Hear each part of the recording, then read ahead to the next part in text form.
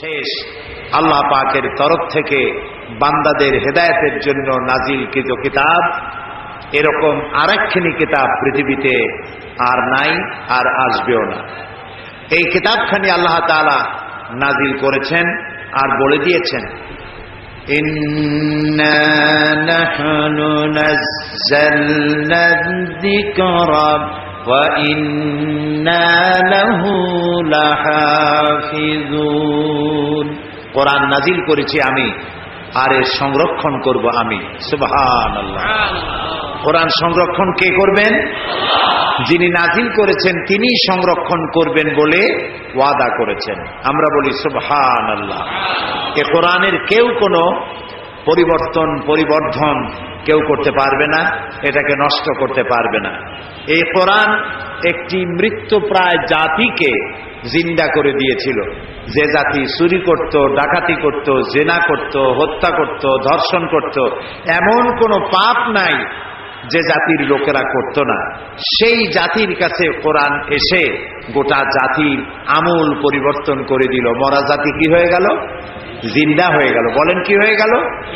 জিন্দা হয়ে গেল মরা জাতি। এই মরা জাতির মধ্যে একজন ছিলেন হযরত ওমর রাদিয়াল্লাহু তাআলা আনহু। তিনিও জেহালাতের কারণে মৃত্যুপ্রায় ছিলেন। এই কোরআনের সংস্পর্শে যখন তিনি এলেন, তিনি ছিলেন জিরো। কোরআন তাকে বানালো কি? হিরো বানিয়ে দিল।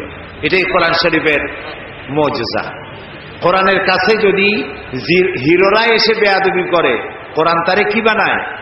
জিরো বানায়। আর জিরোরা এসে কোরআনের মর্যাদা দিলে তাহলে জিরো কি হয়ে যায়? হিরো হয়ে যায়। এ হচ্ছে সেই কোরআন। এই কোরআনের কারণেই নবী করিম সাল্লাল্লাহু আলাইহি ওয়াসাল্লাম বিশাল বিপ্লব সাধন করেছিলেন। আর এই কোরআন আমাদের কাছে আজও আছে, কিন্তু আমাদের কপাল ভালো হলো না।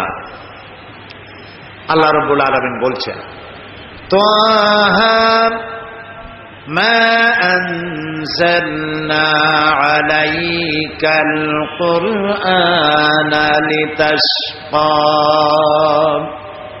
হে নবী, কোরআন আমি এই জন্য নাজিল করি নাই যে কোরআন আপনার ভাগ্যকে নষ্ট করে দেবে, আপনার ভাগ্য বিপর্যস্ত হবে, এই জন্য কোরআন আসে নাই। কোরআন এসেছে ভাগ্য খুলে দেওয়ার জন্য, সৌভাগ্যমণ্ডিত করার জন্য। যাদের কাছে কোরআন থাকবে তারা পৃথিবীকে শাসন করবে, গোটা পৃথিবী কোরআন দিয়ে উপকৃত হবে। সুবহানাল্লাহ। এই সৃষ্টি কার? সবাই বলেন সৃষ্টি কার? আকাশ কার? জমিন কার? বাতাস কার? এই গোটা সৃষ্টি জগৎ কার? কুল কায়নাতের মালিক যিনি, তিনি কোরআন নাজিল করেছেন এই মানব গোষ্ঠীর উন্নতির জন্য, অগ্রগতির জন্য, এই পৃথিবীতে সুখ শান্তি নিয়ে বেঁচে থাকবে সেই জন্য। কোরআন নাজিল হতে থাকলো, আর নবী করিম সাল্লাল্লাহু আলাইহি ওয়াসাল্লাম মুখস্থ করতে লাগলেন। সুবহানাল্লাহ। তখন কোনো প্রেস ছিল না, তখন রেডিও ছিল না, টেলিভিশন ছিল না, এগুলি ছড়িয়ে দেওয়ার মতো পথ ছিল না। সেই জন্য নবী করিম সাল্লাল্লাহু আলাইহি ওয়াসাল্লাম মুখস্থ করতেন এবং সাহাবায়ে কেরামদেরকে লিখতে বলতেন। তারা লিখতেন কাগজে। তৎকালীন যুগে যে ধরনের কাগজ ছিল, শুকনা চামড়া, পাথর, হাড্ডি, গাছ ইত্যাদির উপরে তারা লিখে লিখে সংরক্ষণ করতেন। নবী করিম সাল্লাল্লাহু আলাইহি ওয়াসাল্লাম খুব তাড়াহুড়ো করে তেলাওয়াত করতেন, যাতে করে কোন ক্রমেই একটি আয়াতও ভুল না হয়ে যায়।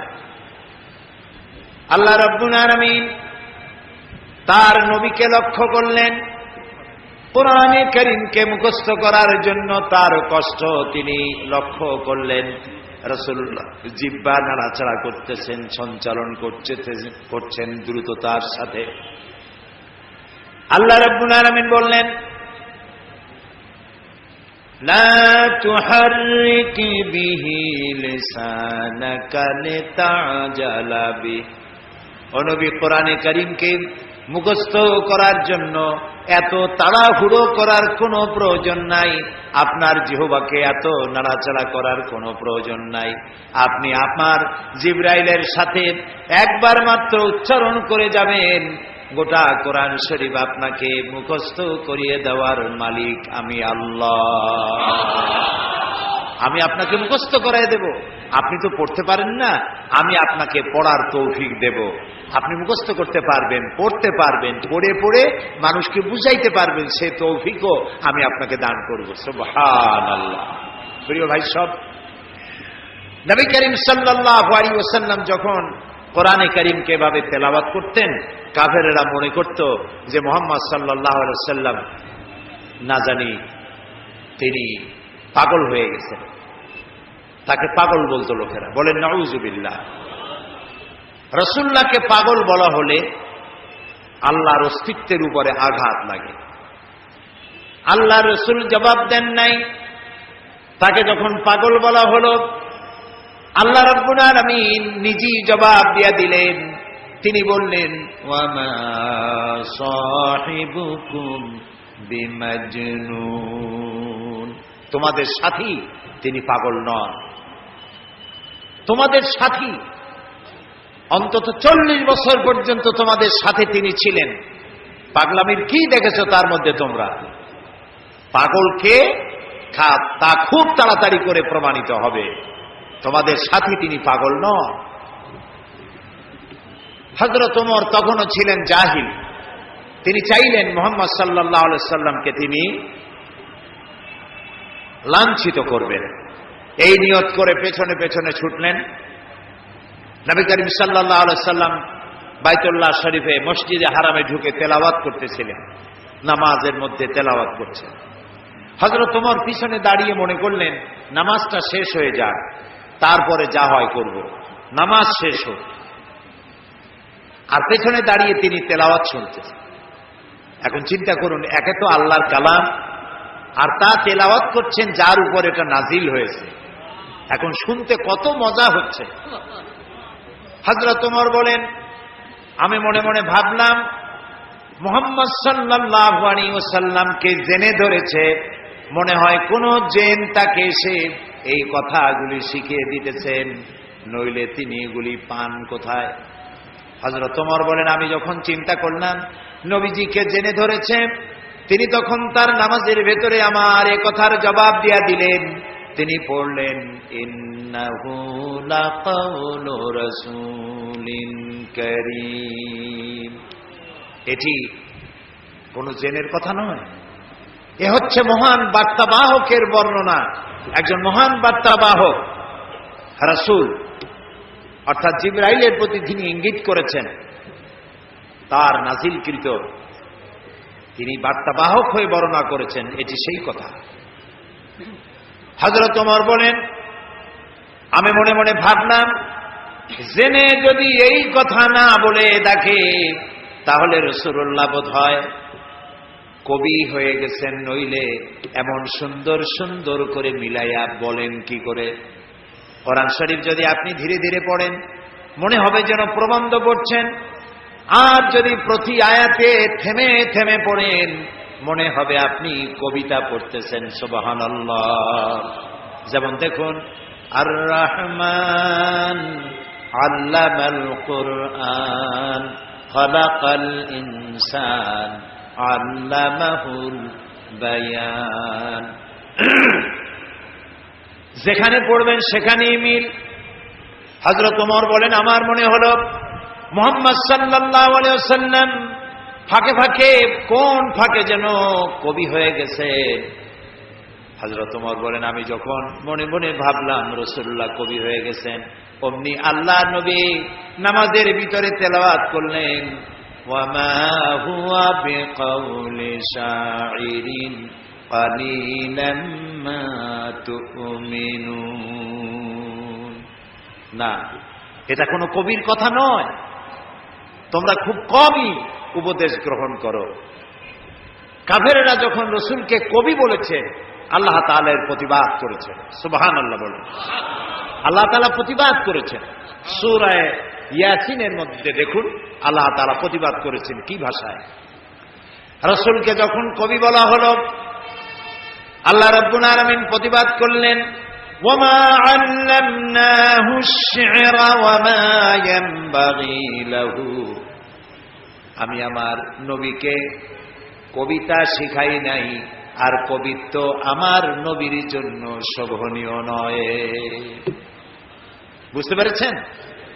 লক্ষ্য করুন আল্লাহ কি বলছেন, আমি আমার নবীকে কবিতা শিখাই নাই, আর কবিতা আমার নবীর জন্য শোভনীয় নয়। কথাটি অত্যন্ত তাৎপর্যপূর্ণ, শোভনীয় নয়। এটা কেন? এটা এই জন্য যে কবিরা সাধারণত আবেগপ্রবণ হন, আবেগের উচ্ছ্বাসে কি বলতে কি বলেন দিশা করতে পারেন না। কবিরা তার কবিতা দিয়ে রোমাঞ্চ সৃষ্টি করতে পারেন, উন্মাদনা সৃষ্টি করতে পারেন, কিন্তু কোনো দেশ জয় করতে পারেন না। মানুষকে কোনো আদর্শের উপরে উদ্বুদ্ধ করতে পারেন না। কবিরা কবিতার মধ্য দিয়ে রোমান্টিক কবিতা লেখা এবং মানুষকে ভালোবাসা, প্রেম ইত্যাদি শিক্ষা দেওয়া, এগুলি পারেন। কবিরা ভাবের আবেগে লাগামহীন ঘোড়ার পৃষ্ঠে সওয়ার হয়ে তেপান্তরের মাঠ দিয়ে নিরুদ্দেশ্যের উদ্দেশ্যে যাত্রা করতে পারেন, কোনো লক্ষ্য থাকে না। দেখুন, আমি প্রমাণ করব, আমি কবিদেরকে হেয় করতেছি না। কবিত্ব একটি বিরাট প্রতিভা। পাগল ছাগলেরা কবি হইতে পারে না, একটু বুদ্ধিশুদ্ধি থাকা লাগে। অর্থাৎ কবিতার জন্য একটি প্রতিভা প্রয়োজন। এই প্রতিভা দেওয়ার মালিককে বলেন সবাই, আল্লাহ তাআলা। সাহিত্য, সাহিত্যিক হওয়া, কবি হওয়া, সাংবাদিক হওয়া, গায়ক হওয়া, যে কোনো ডিপার্টমেন্টে যে দিকে যান না কেন, প্রতিভা আল্লাহর দেওয়া এক অবদান। এই প্রতিভা কেউ ভালো কাজে লাগায়, এই প্রতিভা আবার কেউ খারাপ কাজে লাগায়। কণ্ঠস্বর কার দেওয়া বলেন সবাই? কেউ এটা গান গাওয়ার জন্য কাজে লাগায়, আবার কেউ এটা আল্লাহর কালাম তেলাওয়াতের মধ্য দিয়ে চালায়। সুবহানাল্লাহ। তো কবিতা রচনা করা, কবিতা লেখা, এটি একটি প্রতিভা নিঃসন্দেহে। কিন্তু ওই যে আবেগ, আবেগ আবেগের বশবর্তী হয়ে কবিরা এমন সব কথা বলেন বাস্তবতার সাথে যার কোনো মিল থাকে না। আমি আলোচনা করতে গিয়ে মাঝে মধ্যে একথা বলি, জাতীয় কবি কাজী নজরুল ইসলাম আমাদের জাতীয় কবি। যে সময় আমাদের পক্ষে, মুসলমানদের পক্ষে কলম ধরার লোক ছিল না, তখন তিনি আমাদের মুখ রক্ষা করেছেন। কথা বলছেন না? তিনি রসুলের শানে যেসব কবিতা লিখেছেন, আল্লাহর শানে যেসব গান লিখেছেন, আল্লাহ যদি ইচ্ছে করেন এই কারণেই আল্লাহ তাআলা তাকে জান্নাত দিয়ে দিতে পারেন। কি সুন্দর গান তিনি রচনা করেছেন, আল্লাহ তার দোয়াও কবুল করেছেন। তিনি প্রার্থনার একটি গান বানিয়েছিলেন নিজের জন্য, মসজিদেরই পাশে আমার কবর দিও ভাই, যেন সকাল সন্ধে মুয়াজ্জিনের আজান শুনতে। তার এই আকাঙ্ক্ষা, এই আকুতি, এটা কি কবুল হয়েছে? এরকম আসতে বলেন কেন? আপনারা ঢাকার মানুষ, চোখে তো দেখতেছেন, কবুল হয়েছে কিনা? কবুল হয়েছে। এবং মসজিদের পাশেই কবর হয়েছে। মসজিদের আজান শোনার জন্য তিনি কবর চেয়েছেন মসজিদের পাশে। আবার এমন কবিরও জন্ম হয়েছে বাংলাদেশের, দুর্ভাগ্যক্রমে এদেশে, যে লোক আজানের মধ্যে বেশ্যার আওয়াজ শোনে। এমন কপাল পোড়া কবির জন্মও এখানে হয়েছে, ঠিক না? এখন কাজী নজরুল ইসলাম বিশাল প্রতিভা, বিশাল প্রতিভা। আর প্রতিভা যার হয় ছোটবেলা থেকেই বোঝা যায়। তিনি একবার স্কুলে যাচ্ছিলেন, বাসে ঝুলিয়া, নাম ছিল দুখু মিয়া। স্কুলে যাচ্ছেন, বাসে চড়ে যাচ্ছেন, এক বুড়া মানুষ তার পাশে দাঁড়ানো, দাড়ি পাকা। কাজী নজরুল ইসলাম তখন বোধহয় 4-5 ছাত্র হবেন। তিনি ওই বুড়া মিয়াকে জিজ্ঞেস করছেন, চাচা আপনার বয়স কত? এখন চাচার মেজাজ খারাপ হয়ে গেছে, স্বাভাবিকভাবে ছোট্ট ছেলে যদি আপনার বয়স জিজ্ঞেস করে মেজাজ খারাপ হবে না? রাগ করে বলছে যে আমার বয়স কত তা তোমার দরকার? কয় না চাচা, একটু জানতে চাচ্ছি আপনার বয়স কত। তো বেচারা বলেছে আমার বয়স 60 বছর তো পার হয়ে গেছে। কেন জিজ্ঞেস করলে বাবা? কাজী নজরুল ইসলাম বললেন যে জিজ্ঞেস করলাম এই কারণে 60 বছর বয়স হয়েছে, এখনো আপনি নিজ পায়ে দাঁড়াতে শেখেন নাই। লক্ষ্মী তাকায় দেখলো তার নিজের পা একখানা নজরুলের পায়ের উপরে। তখন ওই বাচ্চা বুড়া বলতেছে মর্নিং শোজ দ্য ডে, প্রভাতই বলে দেয় দিনটা কেমন যাবে। সুতরাং এই বাচ্চা তো বড় হলে কিছু একটা হবে। তিনি বিশাল মাপের কবি, কিন্তু দেখুন আবেগে তাকে কোথায় নিয়ে গেছে, বাস্তবতার যেখানে মিল নেয়। তিনি গান রচনা করেছেন তার প্রিয়তমার নামে, মোর প্রিয়া হবে এসো রানী দেব খোপায় তারার ফুল। যাকে উদ্দেশ্য করে তিনি এই গানটা লিখেছেন, সেই প্রিয়তমাকে যদি সত্যি তিনি পেতেন তাহলে আকাশের তারা খসায় এনে খোপায় পরাতে পারতেন কি? পারতেন। তিনি বলেছেন, ওই গানের মধ্যেই বলেছেন যে তোমাকে যদি পাই তাহলে রংধনুর রং আর জ্যোৎস্নার রং দুটোতে মিলিয়ে আলতা বানিয়ে তোমার পায়ে পরিয়ে দিতাম। আছে না গানে? সত্যি যদি ওই প্রিয়তমাকে তিনি লাভ করতে পারতেন তাহলে রংধনুর রং আর জ্যোৎস্না মিলিয়ে আলতা বানাইতে পারতেন। এই কথাগুলি হচ্ছে কবিরা কবিতা লিখতে গিয়ে আবেগ প্রবণ হন, আবেগের উচ্ছ্বাসে যা লেখেন বাস্তবতার সাথে তার কোনো মিল থাকে না। এক্ষেত্রে আমি কবি হাফিজের কথাও বলি, পারস্যের নাম করা কবি হাফিজ, তিনি তার প্রিয়তমার জন্য তিনি গান উৎসর্গ করলেন। সেখানে তিনি লিখলেন ফার্সি কবিতা। তার অর্থ ছিল এরকম যে আমার প্রিয়তমার লাল গালের উপরে একটি কালো তিল আছে, প্রিয়তমার লাল গালে একটি কালো তিল আছে, এই তিলটি যদি আমি লাভ করতে পারি, এটি যদি আমি পাই তাহলে সামারকান্দ এবং বুখারার মতো রাজত্ব আমি বিলাই দিতে পারি। তখন সামারকান্দ এবং বুখারার রাজা ছিলেন তৈমুরলং। তৈমুরলং এই গান শুনিয়া পুলিশ পাঠায় দিল ব্যাটারে ধরে নিয়ে। হাফিজ তো প্রমাদ গুনলেন এবং বুঝতে পেরেছেন তাকে ধরতে পুলিশ পাঠানো হলো কেন। তিনি পথে পথে গানটারে উল্টায় ফেলাইলেন। বাদশার দরবারে হাজির তৈমুরলং জিজ্ঞেস করলেন, হাফিজ তুমি তোমার প্রিয়তমার প্রেমে পড়ে গলায় দড়ি দিয়া মরো, আমার রাজত্ব বিলিয়ে দিতে পারো তোমার প্রিয়তমার তিলের কারণে, এই অধিকার তোমার কে দিল? হাফিজ বলছে, জাহাপানা আপনি কি শুনেছেন? শুনেছি তোমার কবিতার শেষ লাইন আছে সামারকান্দ বা বুখারা। কয় না জাহাপানা, আপনি ভুল শুনেছেন, আমার দ্বিতীয় লাইনটা ছিল সামারকান্দ বা খুরমারা। এর অর্থ হচ্ছে আমার প্রিয়তমার লাল গালের কালো তিলটি যদি আমি লাভ করতে পারি তাহলে 1 মণ চিনি আর 3 মণ খোরমা বিলাই দিতে পারি। এখন আমি এই কথাগুলি শোনালাম এই কারণে যে কবিত্ব একটি প্রতিভা নিঃসন্দেহে, কিন্তু কবিরা আবেগপ্রবণ হন, উচ্ছ্বসিত হন, আবেগে এমন সব কথা বলেন যা বাস্তবতার সাথে মিল নাই। এই জন্য কবি আর নবী এই দুটির মধ্যে পার্থক্য হচ্ছে আকাশ আর জমিন। নবীরা আবেগপ্রবণ হতে পারেন না, আবেগের উচ্ছ্বাসে এমন কথা তারা বলতে পারেন না যার সাথে বাস্তবতার কোনো মিল নাই, এমন কথা নবীরা বলতে পারে না। সেই জন্য আল্লাহ তাআলা পরিষ্কার করে বলেছেন, ওমা আল্লামনাহু শি'রা ওমা ইয়ানবাগী লাহু, আমার নবীকে আমি কবিতা শিখাই নাই, আর কবিত্ব আমার নবীর জন্য শোভনীয় নয়। সুবহানাল্লাহ, সুবহানাল্লাহ। এবার চলুন হযরত ওমর রাদিয়াল্লাহু তাআলা আনহু কি করতেছেন পিছনে বসে। হযরত ওমর রাদিয়াল্লাহু তাআলা আনহু তিনি মনে করলেন নবীজি কবি হয়ে গেছেন। আল্লাহর নবী নামাজের ভিতরে শোনায় দিলেন, ওয়ামা হুয়া বিকাউলি শাইরিন কালিলাম মা তুমিনুন। না, এটা কবির কথা নয়। হযরত ওমর ভাবলেন, আচ্ছা কবির কথা না, এটা উনি বুঝলেন কি করে? আমি মনে মনে চিন্তা করছি এটা কবির কথা, উনি এটাকে প্রতিবাদ করলেন আমার প্রশ্ন না শুনেই।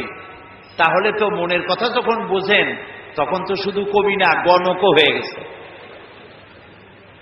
হযরত ওমর বলেন, আমি যখন মনে মনে ভাবলাম মুহাম্মদ সাল্লাল্লাহু আলাইহি ওয়াসাল্লাম তিনি গণক হয়ে গেছেন, অমনি নবীজি সে কথারও জবাব দিলেন। নামাজের ভেতরে তিনি পড়লেন ওয়ালা বিকাউলি কাহিনিন কালিলাম মা তাযাক্কারুন। না, এটা কোনো গণকের কথা নয়, তোমরা খুব কমই উপদেশ গ্রহণ করে থাকো। হযরত ওমর বলছেন, এবার আমার মনে হচ্ছে যেন আমার পায়ের তলা থেকে মাটি খসে যাচ্ছে। কি আশ্চর্য কথা! মনে মনে যা চিন্তা করি তার জবাব উনি দেন। এটা জেনের কথা না, এটা কবির কথা না, এটা গণকের কথা না, তবে এটা কি? তোমার বলেন, আমি যখন মনে মনে ভাবলাম তবে এটা কি, অমনি রাসূলুল্লাহ নামাজের ভেতরে আমার সে কথারও জবাব দিলেন। তিনি পড়লেন তানজিলাম মির রাব্বিল আলামিন। এটি আল্লাহ পাকের নাযিলকৃত কিতাব, এটি কোরআন। হযরত ওমর তিনি বলছিলেন, আমার মনে হচ্ছে না যেন ইসলাম, ঈমান তার শেকড় শুদ্ধ আমার কলিজার মধ্যে গেড়ে বসতেছে। কিন্তু তখনও তার কিসমতে ঈমান হয় নাই, ঈমান আনতে পারেন নাই। পরবর্তী সময় তো ঈমান এনেছিলেন। প্রিয় ভাই সব, আল্লাহ তাআলার কাছে আমার খুব আশা ছিল। দুনিয়ার 4টি মহাদেশের প্রায় অর্ধশত দেশ ভ্রমণ করেছি, কিন্তু মিশর আমার দেখা হয়নি। মুসা আলাইহিস সালামের দেশ, ফেরাউনের দেশ, ইউসুফ আলাইহিস সালামের দেশ, সালেহ আলাইহিস সালামের দেশ, ইব্রাহিম আলাইহিস সালামের শ্বশুর বাড়ি। তো আল্লাহ তাআলা সেই জায়গা দেখার তৌফিক দিলেন। গেলাম সেই জায়গায়, কায়রো থেকে প্রায় 600 কিলোমিটার দূরে তুরে সায়না, যেখানে আল্লাহ মুসা আলাইহিস সালামের সাথে কথা বলেছিলেন। আমার জীবন ধন্য। আল্লাহ তাআলা সেই জায়গাটাও দেখালেন যেখানে আল্লাহ মুসা আলাইহিস সালামের সঙ্গে কথা বলেছেন। তো আল্লাহ তাআলা সরাসরি কথা বলেন, কিন্তু দেখা যায় না তাকে। এই কোরআন শরীফে আল্লাহ তাআলা কি সুন্দর করে বলেছেন, সূরা তাহার মধ্যে এসেছে, মুসা আলাইহিস সালাম তিনি যাচ্ছিলেন তার স্ত্রী পরিজন নিয়ে। স্ত্রী ছিলেন গর্ভবতী, আসন্ন প্রসবা, ডেলিভারি হবে, প্রচন্ড ঠান্ডা ছিল, এখন আগুনের প্রয়োজন। তিনি দূরে দেখতে পেলেন একটা গাছের উপরে যেন আগুন দেখা যায়। তিনি ছুটলেন সেই আগুনের পানে এবং বললেন, ফাকালা লি আহলিহিম কুসু ইন্নী আনাস্তু নারান লাআল্লি আতীকুম মিনহা বিকাবাসিন আও আজিদু আলান নারি হুদা। তোমরা এখানে অপেক্ষা করো, আমি তো আগুনের মতো কি একটা দেখতেছি, আমি ওখানে যাই, হয়তো আগুন আনতে পারবো, অথবা কোন একটা রাস্তা একটা কিছু পেয়ে যাবো। ফালাম্মা আতাহা নুদিয়া ইয়া মূসা ইন্নী আনা রাব্বুক ফাখলা নালাইক ইন্নাকা বিল ওয়াদিল মুকাদ্দাসি তুয়া। ও মূসা, যেটা আগুন মনে করছো এটা আগুন না, এটা আমি তোমার রব। ফাখলা নালাইক, জুতা খোলো, ইন্নাকা বিল ওয়াদিল মুকাদ্দাসি তুয়া, এটা হলো পবিত্র উপত্যকা। আমি যখন সেই পবিত্র উপত্যকায় গেছি, এদিকে তুরে সায়না, এদিকে আরেকটা পাহাড়, মাঝখানে 2 পাহাড়ের মাঝখানের সমতল ভূমিকে উপত্যকা বলা হয়। আমার এই আয়াত মনে পড়লো, সাথে সাথে জুতা খুলে ফেলে দিলাম। মুসা আলাইহিস সালামকে আল্লাহ বলেছেন, ফাখলা নালাইক, জুতা খোলো। আমি আমার সাথীরা জুতা খুলে এগিয়ে গেলাম। আজান দিয়ে সেখানে আমরা জোহরের নামাজ আদায় করলাম, জোহর আসর জামআন ওয়া কাসরান আদায় করে নিলাম। তারপরে চলে গেলাম সেই জায়গায় যেখানে আল্লাহ তাআলা কথা বলেছিলেন, সেই জায়গাটা এখনো আছে। সুবহানাল্লাহ। আল্লাহ তাআলা বলছেন, ওয়া নাখতারতুকা ফাসতামি' লিমা ইউহা। ও মুসা, আমি তোমাকে আমার জন্য বাছাই করছি। সুবহানাল্লাহ। আমি তোমাকে আমার জন্য বাছাই করেছি, এখন তুমি শোনো আমি কি বলি। ইন্নানি আনাল্লাহ, আমি আল্লাহ। সুবহানাল্লাহ, সুবহানাল্লাহ। আমি আল্লাহ, লা ইলাহা ইল্লা আনা, আমি ছাড়া কোনো ইলাহ নাই। ফাবুদনি ওয়া আকিমিস সালাতা লিযিকরি, অতএব আমার ইবাদত করো আর আমার শরণার্থে নামাজ কায়েম করো। সুবহানাল্লাহ। ওইখানে দেখলাম 2টা ধর্মীয় প্রতিষ্ঠান, একটা হলো মসজিদ আর একটা হলো গির্জা, একদম গায়ে গায়ে লাগানো। দুনিয়ার ইহুদি, খ্রিস্টান আর মুসলমানেরা এক জায়গায় নামাজ পড়তেছে আর যার যার মতো ইবাদত করতেছে, কোনো ঝগড়া নাই। ইহুদিরাও যাচ্ছে আর খ্রিস্টানেরাও যাচ্ছে, মুসলমানেরাও যাচ্ছে। আমি সেখানে একটা বক্তব্য রাখলাম, বললাম দুনিয়ার ঐক্য, কোন রাজনৈতিক ঐক্যে পৃথিবীর মানুষকে ঐক্য বানাতে পারবে না, ইসলাম দিয়ে ঐক্য করা যাবে, এটাই হলো তার প্রমাণ। সেখান থেকে 5 দিনে 2000 কিলোমিটার জায়গা আমি দৌড়াইছি। হযরত সালেহ আলাইহিস সালামের কবর জিয়ারত করেছি, ইলিয়াস আলাইহিস সালাম, হযরত হারুন আলাইহিস সালাম, তারপরে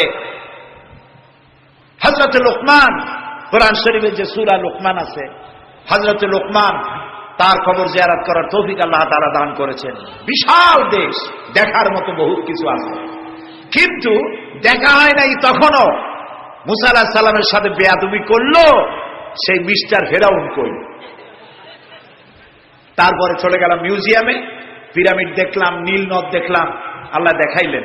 তারা বলেছেন আমার জমিন ভ্রমণ করো আর মহাসত্যের অস্বীকারীদের কি পরিণতি করেছি তা দেখো আর তার দ্বারা শিক্ষা গ্রহণ করো। কাজে আল্লাহ দেখতে কইছে, শয়তান দেখা দরকার। ভিতরে ঢুকে দেখলাম গ্লাসের বক্স, সেখানে মিস্টার ফেরাউন চিতই শুয়ে আছে। হায় আল্লাহ, আল্লাহ শুটকি বানাই থুইছে, কাপড় দিয়ে জড়ানো, পাও দুইটা বাইর করা, হাত দুইটা বাইর করা, ঘাটটা এত বড় লম্বা, এরকম চিকুন, কল্লাটা আছে, একটা দাঁত আছে মুখে, হাতে পায়ে কিছু নখও আছে, মাথায় কিছু চুলও আছে। হাজার হাজার বছর আগের লাশ। মুসা আলাইহিস সালামকে যখন তালায় নিয়ে গেল লোহিত সাগরের কেরানায় মুসা আলাইহিস সালাম বসেছিলেন তার উম্মতদের নিয়ে, ফেরাউন 3 দিক থেকে আক্রমণ করলো। এই কোরআন বর্ণনা, এটা কি কোরআন? আল্লাহ তাআলা বলছেন, ও নবী, তুমি তো তখন সেখানে উপস্থিত ছিলে না যখন ফেরাউন তার দলবল নিয়ে মুসা আলাইহিস সালামকে তাড়া করেছিল সেই তুরে সায়নায়, তুমি উপস্থিত ছিলে না। আমি ওহী দিয়া, কোরআন দিয়া তোমাকে ইতিহাস জানাইছি। সুবহানাল্লাহ। সেই লোহিত সাগরের পারে গেলাম যেখানে তাকে ঘিরে ফেলানো হয়েছিল। মুসা আলাইহিস সালাম এবং তার সাথীরা বললেন, ইয়া মুসা ইন্না লামুদরাকুন, হে মুসা, আমরা তো পাকড়াও হয়ে গেলাম, সারাশি আক্রমণ করা হয়েছে, আমাদেরকে পালাবার কোনো জায়গা নাই। মুসা আলাইহিস সালাম আল্লাহর পয়গম্বর। কার নবী? আল্লাহর পয়গম্বর। মুসা আলাইহিস সালাম বললেন, কাল্লা রব্বি সায়াহদিন, ভয় পাইও না, অবশ্যই আল্লাহ তাআলা আমাদেরকে পথ বের করে দেবেন।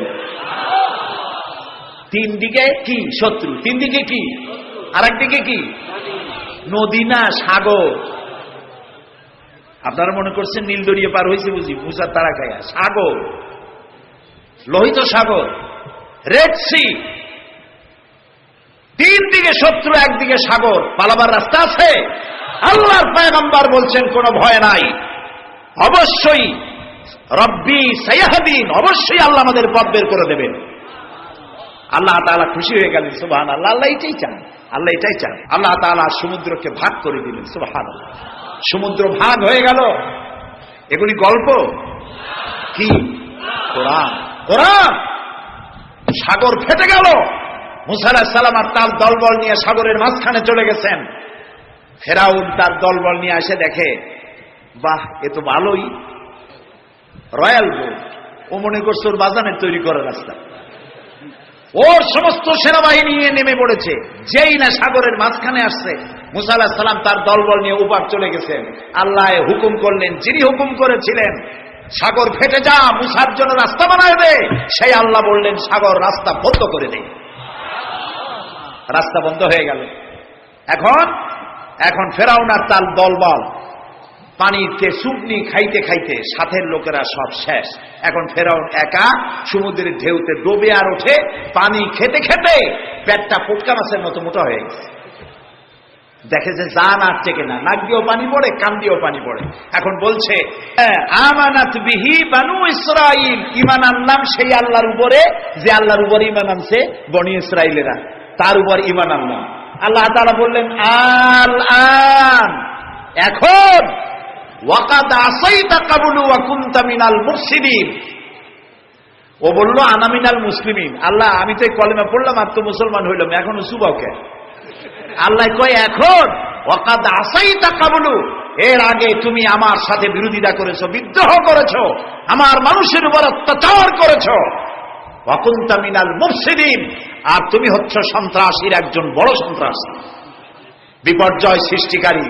শোনো ফেরাউন, আজকে আমি তোমারে শুধু মারবই না, আমি তোমাকে মৃত্যু দেব, আর তোমার আলিয়াউমা নুনাজ্জিকা বিবাদানিক, আমি তোমার শরীরকে হেফাজত করব। তোমার শরীর পানিতে পচবে না, পোকা মাকড়ে, জলচর প্রাণী, স্থলচর প্রাণী কেউ খাবে না, মাটিতেও তুই পচবি না, তোরে শুটকি বানায় রাখবো কিয়ামত পর্যন্ত। আল্লাহর সাথে যারা নাফরমানি করবে, আর এই নাফরমানদেরকে যারা কলম দিয়া লিখে, বক্তৃতা করে, রাজনীতি দিয়া যারা আল্লাহর নাফরমানদেরকে সাহায্য করবে, নমরুদের মতো, ফেরাউনের মতো আল্লাহ চুবাইয়া দুনিয়া থেকে জুতা মেরে বিদায় করে দেবে। প্রিয় ভাই সব, কোরআন নাজিল হচ্ছে, নবীজি মুখস্থ করতেছেন। মুখস্থ করতে গিয়ে তাড়াহুড়ো করতেছেন, জিহ্বা সঞ্চালন বেশি করতেছেন, যাতে করে একটি আয়াত বাদ না পড়ে যায়, একটি জের জবর বাদ না পড়ে যায়।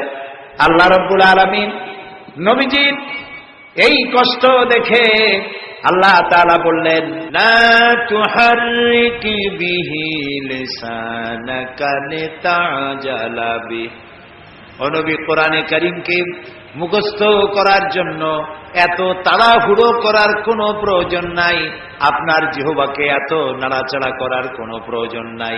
আপনি আপনার জিবরাইলের সাথে একবার মাত্র উচ্চারণ করে যাবেন, গোটা কোরআন শরীফ আপনাকে মুখস্থ করিয়ে দেওয়ার মালিক আমি আল্লাহ। আমি আপনাকে মুখস্থ করাই দেব। আপনি তো পড়তে পারেন না, আমি আপনাকে পড়ার তৌফিক দেব। আপনি মুখস্থ করতে পারবেন, পড়তে পারবেন, পড়ে পড়ে মানুষকে বুঝাইতে পারবেন, সে তৌফিকও আমি আপনাকে দান করব। সুবহানাল্লাহ। প্রিয় ভাই সব, আমি বলতেছিলাম আল্লাহ তাআলা ওহী দেওয়ার সময় পর্দার আড়াল থেকে দেন, কথা বলেন, সরাসরি বলেন না, পর্দার আড়াল থেকে বলেন। মুসা আলাইহিস সালাম যখন আল্লাহর সাথে কথা বলতেছিলেন, তখন এক পর্যায়ে মুসা আলাইহিস সালাম আবেগে এসে গেলেন, কারণ তিনি কথা বলতেছেন কার সাথে? সুবহানাল্লাহ বলবেন না?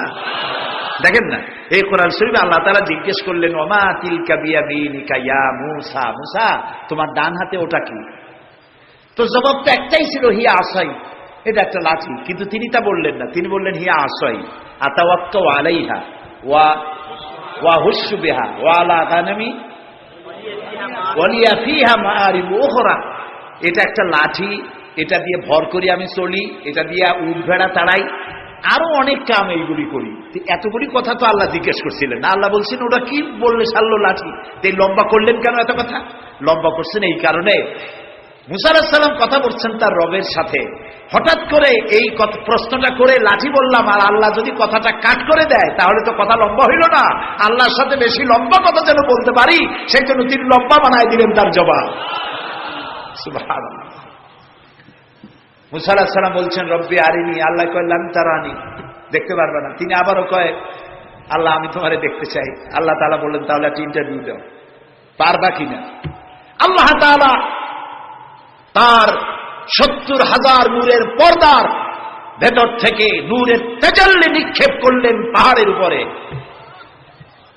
খাররা মূসা সায়কা, মুসা আলাইহিস সালাম শুধু এক পলক সেই নূরের ঝলক চোখে লাগলো, সহ্য করতে পারেননি, আল্লাহু আকবার বলে চিৎকার মেরে ধ্বংস হয়ে পড়ে গিয়েছে। আল্লাহ তাআলাকে দেখা যাবে না, এই চর্মচক্ষু দিয়ে দেখা যাবে না। লা তুদরিকুহুল আবসার, কোন দৃষ্টি শক্তি তার দৃষ্টির সীমানার ভেতরে আল্লাহকে পরিব্যাপ্ত করতে পারবে না। তবে আল্লাহ তাআলা এক সময় দেখা দেবেন। জান্নাতীদেরকে আল্লাহ তাআলা জিজ্ঞেস করবেন, ও আমার জান্নাতীরা, বেহেশতবাসীরা, দুনিয়া যেসব ওয়াদা করছিলাম এইসব কাম করলে জান্নাত পাইবা, তোমরা টাটকা টাটকা সুখগুলো বাদ দিয়া আমারে না দেখা, আমার দোজক না দেখা, জান্নাত না দেখা তাহাজ্জুদ করছিলা, দিন কায়েমের জন্য কষ্ট করছিলা, জেল খাটছো, জরিমানা দিয়েছো, ফাঁসির মঞ্চে চড়েছো, কিচ্ছু পরোয়া করো নাই, আমারে না দেখা তোমরা আমারে ভালোবাসছো, তো জান্নাতের যেসব ওয়াদা করছিলাম পাইছো?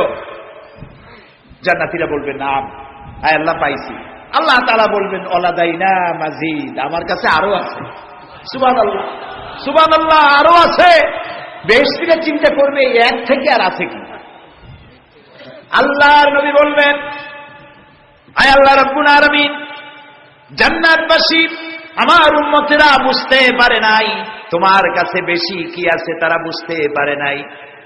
আল্লাহ রাব্বুল আলামিন আমার উম্মতেরা মা বাপ, স্ত্রী, পুত্র পরিজন ফেলে হিজরত করলো, জেল জরিমানা উঠালো, এত কষ্ট যার জন্য করলো, সেই সৃষ্টিকর্তা আল্লাহকে তারা এখনো দেখতে পায় নাই।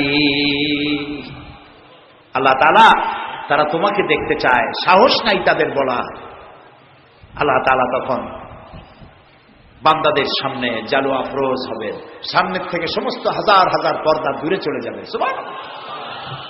কোরআন শরীফে আছে আল্লাহ তাআলা রব, তিনি আমাদের কি রব। জালু আফরোজ হবেন জান্নাতীদের সামনে, রব তাকায় থাকবেন বান্দাদের দিকে, আর বান্দারা তাকিয়ে থাকবে রবের দিকে। লক্ষ বছর চলে যাবে, কেউ টের পাবে না কোন ভাগ দিয়ে এত বছর চলে গেল। আল্লাহ আল্লাহ আল্লাহ। কিয়ামতের দিন জান্নাতের যে অনুষ্ঠানে তুমি তোমার বান্দাদেরকে দেখা দিবা, আমরা তো গুনাহগার, অত বড় আশা করতে পারি না, তবু আশা করতে ক্ষতি কি? তোমার নাম রহমান রহিম। জান্নাতের যে অনুষ্ঠানে তুমি তোমার বান্দাদের সাথে দেখা করবা, সেই অনুষ্ঠানের কোনায় কোনায় কানায় আমাদেরকে একটু বৈশা তোমার দেখার তৌফিক দিয়ে দিও মাগো। আমরা কি আল্লাহর সাথে দেখা করতে চাই? বলেন, দেখা করতে চাই? যারা জবাব দেন নাই তারা কিন্তু কি বলে? আমরা কি আল্লাহর সঙ্গে দেখা করতে চাই?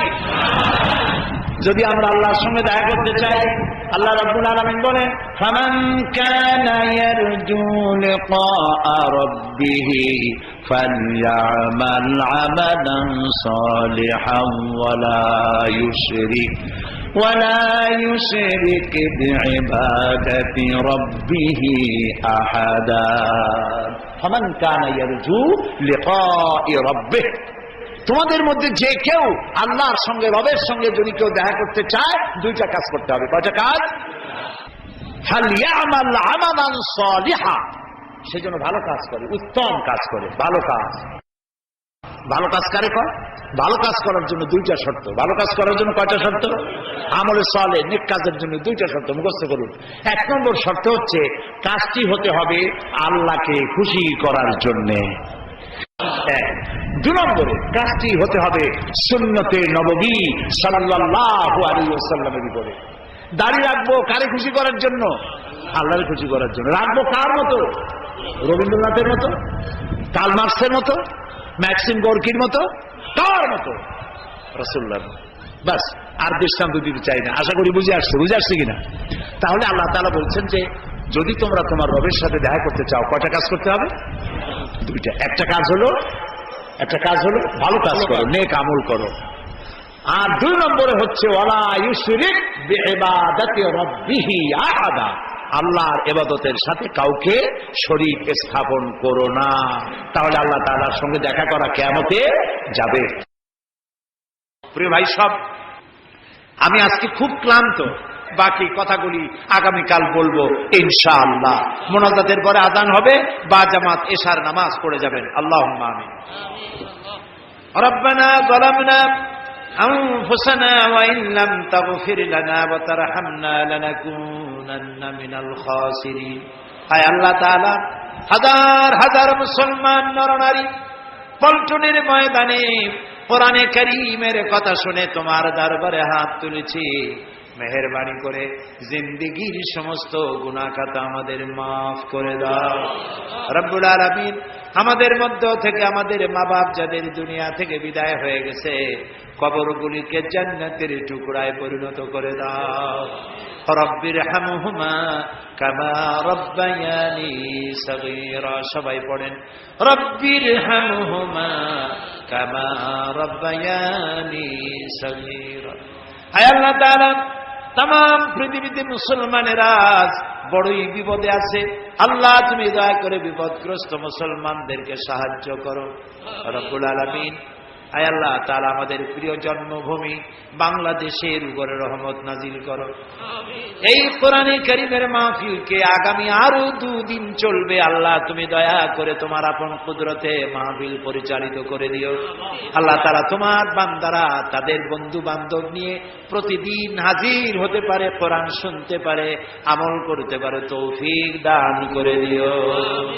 আয় আল্লাহ তাআলা, কোরআন শরীফের মাহফিলে যারা আসেন এদের কাউকেই পথ খরচা দিয়ে আনা হয় না, খাইতেও দেওয়া হয় না, তোমার কোরআন শুনতে আসে। আল্লাহ, এই কোরআন পাগল মুসলমানদেরকে কোরআন বোঝার তৌফিক দান করে দাও, কোরআন আমল করার তৌফিক দান করে দাও। আল্লাহ তাআলা, ইসলামী পাঠাগার 28টি বছর ধরে কোরআনের এই খেদমত করছে তোমার দয়ায়। আল্লাহ তাআলা তোমার বান্দাদের বসার জন্য বিশাল আয়োজন তারা করে। আল্লাহ তাআলা তারা যেন ঋণগ্রস্ত হয়ে না থাকে, প্রতিদিন তোমার বান্দাদেরকে এদেরকে সাহায্য করার তৌফিক মন তুমি তৈরি করে দিও। আল্লাহ তাআলা ইসলামী পাঠাগার ডেকোরেটরদের কাছে, মাইকের কাছে, লাইটের কাছে, প্রচার বিভাগের কাছে কোন রকম ঋণগ্রস্ত না থাকে, তোমার বান্দা বান্দিরা প্রয়োজন মাফিক পয়সা করি দিতে পারে তৌফিক সকলকে দান করে দিও। আল্লাহ তাআলা এই মাহফিল উপলক্ষে শত শত বুক স্টল এখানে এসেছে, যারা ইসলামের বই বিক্রি করে, কোরআন হাদিস ইসলামের বই, যেগুলি পড়লে পরে ইমান তাজা হয়, নোবেল নাটক উপন্যাস পড়লে পরে আর যাই হোক ইমান তৈরি হয় না, চরিত্র তৈরি হয় না। আল্লাহ তাআলা ইমান এবং চরিত্র তৈরি করার জন্য, জাহান্নাম থেকে বাঁচার জন্য, জান্নাতে যাওয়ার জন্য এইসব বইপত্র খরিদ করার তৌফিকও এই শ্রোতা বর্গকে আল্লাহ তুমি দয়া করে দান করে দিও। রব্বুল আলামিন আমাদের যার যে অসুখ বিসুখ আছে আল্লাহ তুমি মাফ করে দিও। আমাদের উপরে তোমার খাস রহমত আল্লাহ আমরা কামনা করছি। আল্লাহ তাআলা হসপিটালে আমাদের অনেক রুগী আছে, তুমি জানো। আল্লাহ তাআলা তুমি দয়া করে হসপিটালে যারা রুগী আছে রুগীদেরকে শেফায়ে আজেলা শেফায়ে কামেলা দান করে দিও। ربنا تقبل منا إنك أنت السميع العليم وتب علينا إنك أنت التواب الرحيم سبحان ربك رب العزة عما يصفون وسلام على المرسلين والحمد لله رب العالمين واجعل آخر كلامنا عند الموت لا إله إلا الله মুহাম্মাদুর রাসূলুল্লাহ। আসসালামু আলাইকুম ওয়া রাহমাতুল্লাহ। তাফসীরুল কুরআন মাহফিল, তাফসীরুল কুরআন মাহফিল, পল্টনে আল্লামা সাঈদীর, পল্টনে আল্লামা সাঈদীর তাফসীরুল কুরআন মাহফিল, তাফসীরুল কুরআন মাহফিল, তাফসীরুল কুরআন মাহফিল, পল্টনে আল্লামা সাঈদীর, পল্টনে আল্লামা সাঈদীর তাফসীরুল কুরআন মাহফিল, তাফসীরুল কুরআন মাহফিল, তাফসীরুল কুরআন মাহফিল, পল্টনে আল্লামা সাঈদীর, পল্টনে আল্লামা সাঈদীর তাফসীরুল কুরআন মাহফিল, তাফসীরুল কুরআন মাহফিল, তাফসীরুল কুরআন মাহফিল, পল্টনে আল্লামা সাঈদীর, পল্টনে আল্লামা সাঈদীর তাফসীরুল কুরআন মাহফিল, তাফসীরুল কুরআন মাহফিল, তাফসীরুল কুরআন